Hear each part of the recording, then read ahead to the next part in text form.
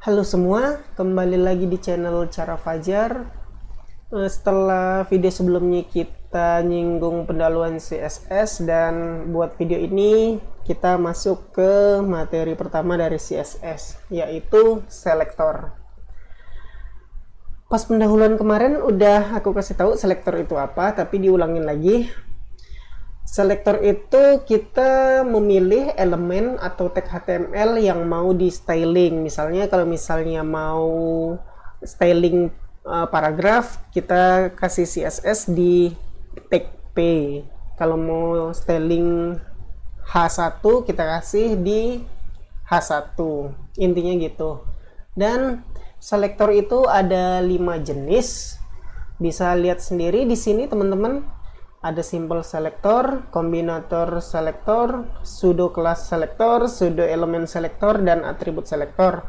Ini ada lumayan banyak. Kalau misalnya dibahas di dalam satu video ini bakal lama. Jadi aku bakal ngebagi-bagi videonya untuk selektor ini. Satu video untuk satu selektor kayaknya ya. Dan untuk video sekarang ini bakal ngebahas simple selector. Dan di dalam di dalam simple selector ini juga ada 5. 1 elemen selector, 2 ID selector, 3 class selector, 4 universal selector, dan 5 grouping selector. Dimana kita bakal bahas ini semua di video sekarang. Oke, nggak usah berlama-lama, langsung aja.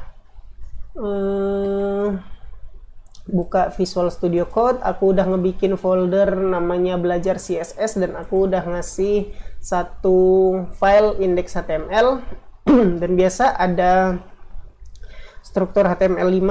Aku kasih titlenya latihan CSS index page. Oke, langsung aja kita masuk ke yang pertama, elemen selector. Dan gak usah berlama-lama, aku bikin paragraf bikin tag paragraf.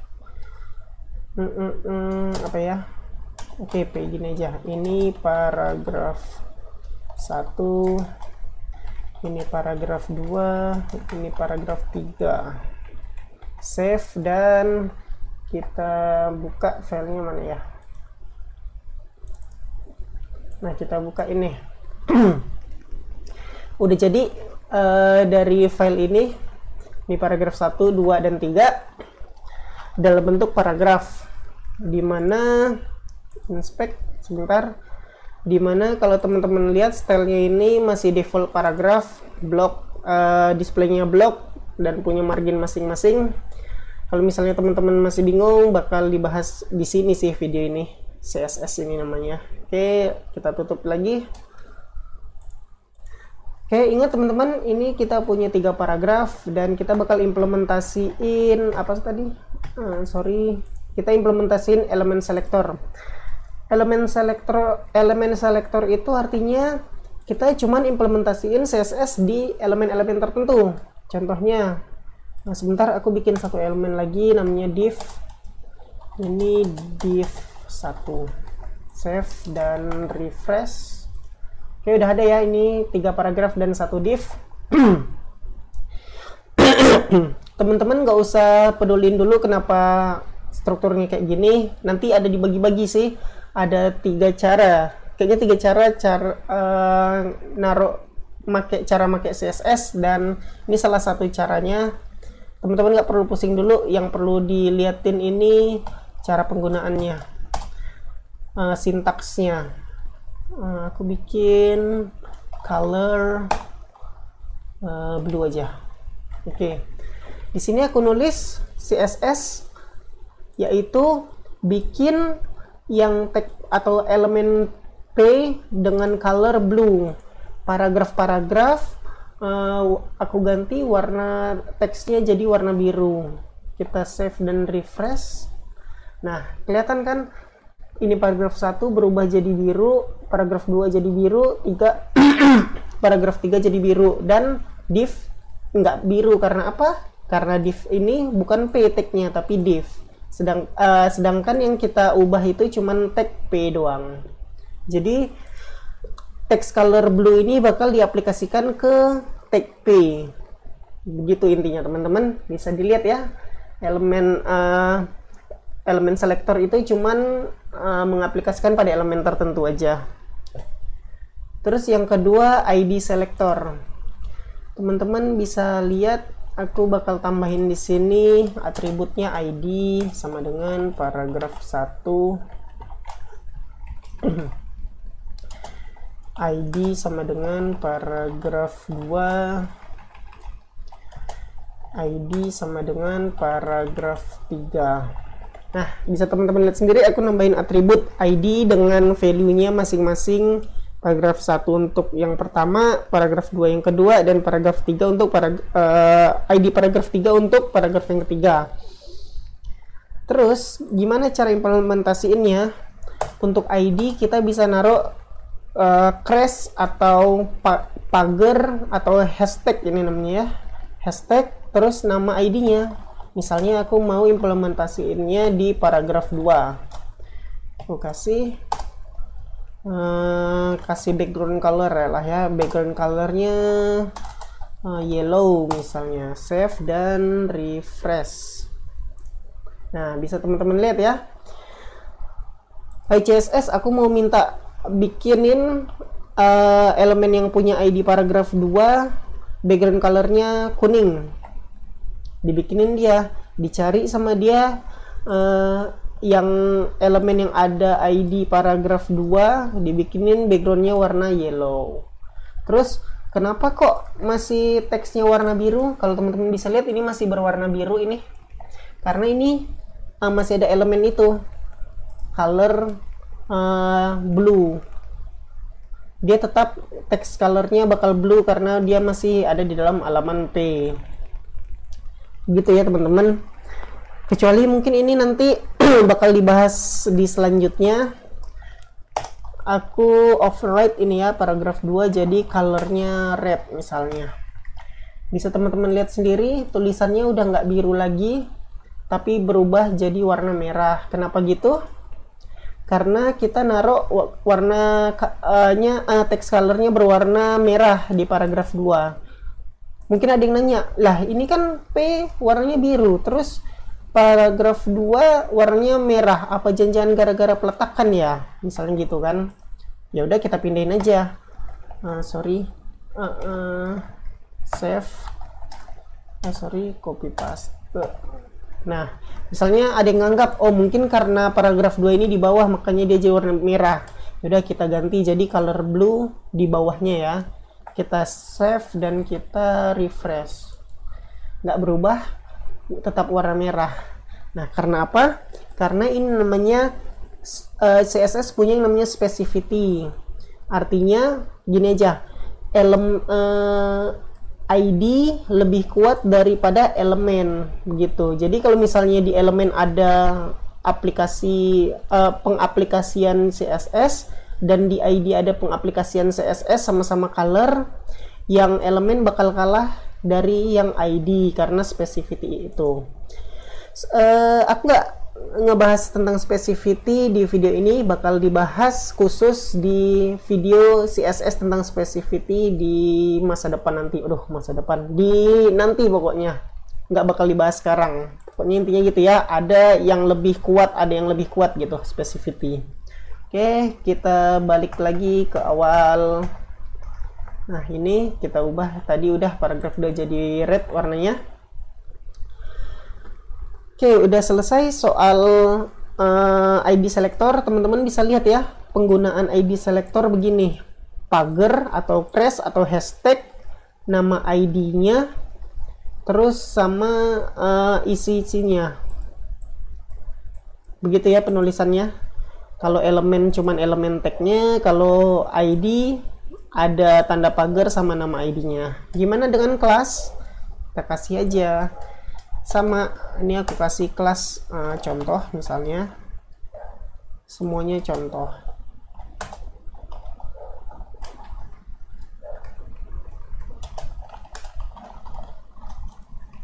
Terus div-nya juga aku kasih contoh. Kelas contoh. Nah,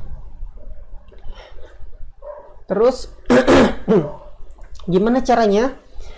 Hampir sama kayak pengaplikasian untuk selector ID, Kalau ID kan pagar atau hashtag atau class. Kalau misalnya untuk kelas kita pakai titik. Titik nama kelasnya kita kasih contoh. Sorry. Nah, di contoh di kelas contoh ini kita kasih apa ya? Text align misalnya. Center. Nah, ini artinya CSS bikinin dong elemen yang ada kelas yang namanya contoh, bikin text align atau text align-nya center ke tengah atau sejajarkan teksnya ke tengah gitu. Kita coba aja save dan refresh. Nah, ke tengah semua. Kenapa? Ya karena bisa dilihat kita aplikasikan kelas untuk kelas contoh text align-nya center. Kita lihat contoh center. Kayak gitu ya teman-teman, cara nulis untuk selektor kelas. Nih misalnya teman-teman ngeliat nih, kelas bisa ada dua. Kelas contoh bisa dipakai banyak-banyak. Bisa nggak ya ID ini banyak-banyak? Kita coba. Ini kan paragraf 2. Tadi warna colornya jadi merah ya, sama backgroundnya yellow. Jadi aku mau yang apa ya? Yang 3 ini aja. Yang 3 aku ubah jadi 2. Save dan refresh. Nah, gitu intinya. Bisa ya. Jadi kalau teman-teman mau pakai pengaplikasian CSS itu tinggal pakai aja di mana-mana. Tapi sebenarnya ini bad practice. Di dalam satu halaman HTML nggak boleh ada yang namanya satu ID. Soalnya kenapa? Nanti kita pakai JavaScript, misalnya pakai JavaScript ya.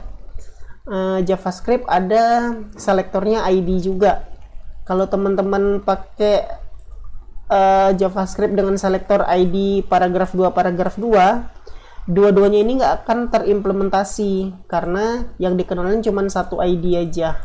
Itu mungkin nanti supaya lebih ngertinya lagi di pembahasan JavaScript ya. Jadi intinya ID dengan ID yang sama untuk 2 atau lebih elemen itu bad practice nggak gitu ya. Oke, itu intermezzo aja. Kita balik lagi ke CSS. Balik lagi. Terus oke, yang selektor kelas udah. Sekarang kita punya yang namanya universal selector.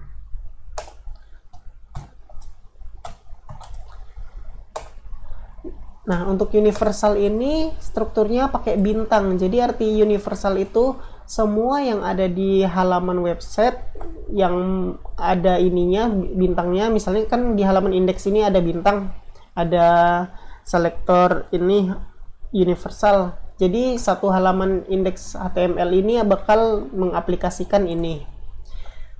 Tapi aku bakal ngapus dulu yang lain. Karena apa? Karena selektor dari universal ini yang paling lemah. Jadi bisa teman-teman lihat sendiri ya, kalau misalnya universal selector ini aku ubah colornya jadi green misalnya.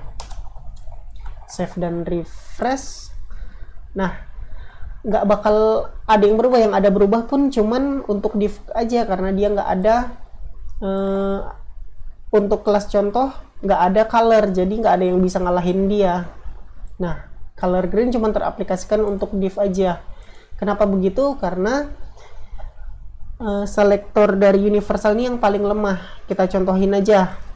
Ini kan kita ingat div kelas contoh ini berhasil warnanya berubah jadi hijau karena universal selector. Karena kelas contoh ini nggak ada color. Kalau kita kasih color warnanya yellow, save dan refresh. Nggak kelihatan, sorry ya. Warnanya apa ya? Teal. Save dan refresh. Nah, yang ini div kelas contoh ini nggak bakal terpengaruh warna green ini karena dia kalah, universal kalah dengan selektor kelas. Jadi semua nggak akan terpengaruh oleh ini. Oke, intinya specificity dari universal selector ini paling lemah. Karena paling lemah, dan kita mau ngeliat efeknya, makanya aku perlu ngapus ini dulu yang lain, dan sisa ini universal aja. Save dan refresh. Jadi kalau misalnya kita pakai universal, semua yang balik lagi ke teorinya tadi ya, kalau kita pakai universal, semua elemen yang ada di halaman indeks HTML ini bakal ngikutin style yang diaplikasikan oleh universal selector. Kita kasih misalnya background, jangan background apa ya, oke lah, background color warna apa ini, aqua misalnya. Save dan refresh. Nah ini bakal berubah jadi sesuai ini, sesuai universal selector. Intinya gitu, universal selector itu mengaplikasikan semua, tapi dia spesifitinya paling lemah. Jadi kalau misalnya ada elemen yang pakai yang yang teraplikasikan oleh kelas selector atau ID selector, universal selector bakal kalah dan nggak bakal teraplikasikan stylenya. Intinya gitu ya teman-teman. Untuk specificity aku bakal jelasin nanti biar lebih ngerti. Sekarang nggak usah dulu, intinya begitu pokoknya. Oke, kita back lagi. Nah, udah sampai universal. Yang terakhir apa tadi ya? Grouping selector. Untuk grouping selector ini kayak mana bagusnya ya? Aku hapus aja semua dulu. Hapus. Untuk grouping aku punya misalnya H1 ini header 1, H2 ini header 2, sorry, H3 ini header 3. Oke, save dan refresh. Nah, bisa teman-teman lihat sendiri ya, ini header 1, ini header 2, ini header 3. Gimana pengaplikasian grouping selector? Misalnya kita bikin style untuk masing-masing aja dulu ya, elemen selector untuk masing-masing. Misalnya H1 ini mau bikin text align center. Bisa nggak text align center di header? Oke, bisa. Text align center, terus colornya red. H2 text align-nya center juga, color red. H3 text H3 sama text align-nya center, color red. Kita save dan kita refresh. Nah, semua berubah. H1, H2, H3 warna teksnya bakal berubah warna merah dan posisi teks ke tengah. Ini pemborosan banget, bisa kita ubah jadi kayak begini, grouping. Jadi H1, H1, H2, H3. Kita kasih text align center, color red. Save dan ini aku hapus dulu biar kita reset. Nah, ini udah ke reset ya. Gimana grouping selector kayak begini. Save dan H1, H2, H3 pakai koma, save dan refresh. Jadi tetap terimplementasi untuk H1, H2, H3. Jadi teman-teman bisa grouping selector kalau misalnya value-nya sama. Gimana kalau ada yang sama, ada yang nggak sama value-nya? Misalnya kayak gini ya. H1 text align center, color blue misalnya. Aku copy paste aja biar cepat. Copy paste. H1, H2, H3 ini yellow. Gak usah yellow, nggak kelihatan. Green. Ini red. Save. Nah, teman-teman bisa lihat ya, untuk H1 text align-nya center tapi warnanya biru. H2 sama center, warnanya hijau, dan H3 dia center juga tapi warnanya merah. Kalau misalnya kita lihat save dan refresh, warnanya udah sesuai, berubah sesuai yang kita aplikasikan di CSS. Gimana cara groupingnya? Ya kita begini aja teman-teman. H1, H2, H3 biar hemat spasi. Kitanya tulis kayak begini aja. Bisa nggak ya gini? Text align center. Terus sama aja ya. Tapi nggak apa-apa deh. Nah, kalau misalnya ada yang sama supaya teman-teman nggak nulis berkali-kali, kayak gini bisa. H1, H2, H3 kita grouping text align-nya center, terus untuk warna masing-masing mereka ada di selektor elemen masing-masing, nggak di grouping. Save dan untuk ngeliat harus di reset dulu ya, sorry ya. Copy. Nah, aku reset, refresh, udah ke reset ya. Dan paste, save, refresh. Bisa ya. Jadi intinya kalau misalnya ada value yang sama bisa di grouping, kalau misalnya ada yang beda bisa dipisahin aja supaya lebih hemat nulis ininya sih sebenarnya, hemat spasi juga. Pokoknya ini kalau dilihat ini kayak apa ya, mubazir banget groupingnya karena nggak terlalu berguna. Mungkin nanti kedepannya teman-teman lagi ngebuat website bakal berguna groupingnya sesuai sesuai kebutuhan. Jadi intinya sih cara pemakaian grouping selektor kayak gini. Terus apa lagi ya? Oh iya, ada juga namanya spesifik. Misalnya begini. Aku hapus semua dulu. Aku kasih P. Ini paragraf 1, di paste aja ya. 2, 3. Terus ada juga div. Ini div 1.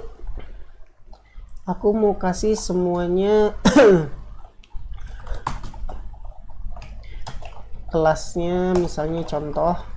Div juga aku kasih kelasnya contoh. Save dan refresh. Nah, kita udah punya ini 3 paragraf dan 1 div. Aku mau implementasiin kelas kelasnya contoh, dan aku implementasiin text align-nya center. Kalau kita save dan refresh, semuanya ke tengah kan. Nah, gimana kalau misalnya teman-teman butuhnya cuman paragraf aja yang ke tengah, div-nya tetap di kiri, tapi kan masalahnya kelasnya sama-sama contoh. Apa harus bikin kayak gini? Contoh tengah misalnya, text align center.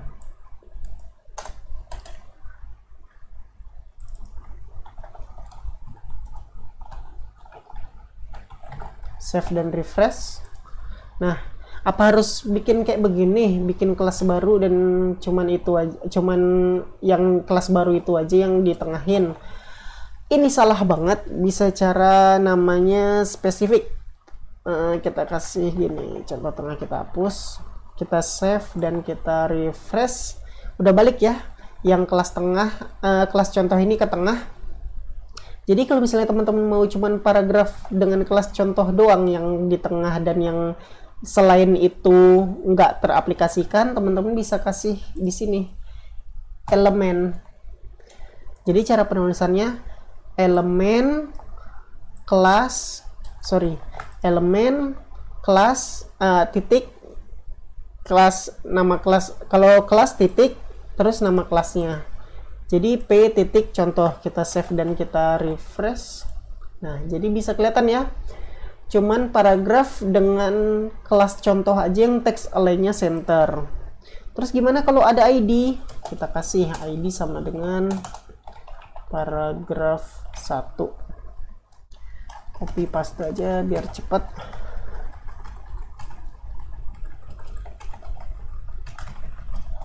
Dua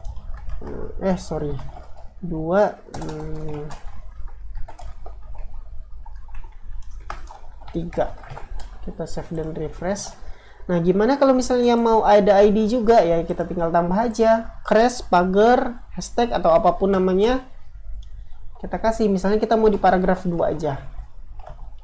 Jadi artinya elemen P dengan kelas contoh dan ID paragraf 2 implementasiin text align center. Kita save dan kita refresh.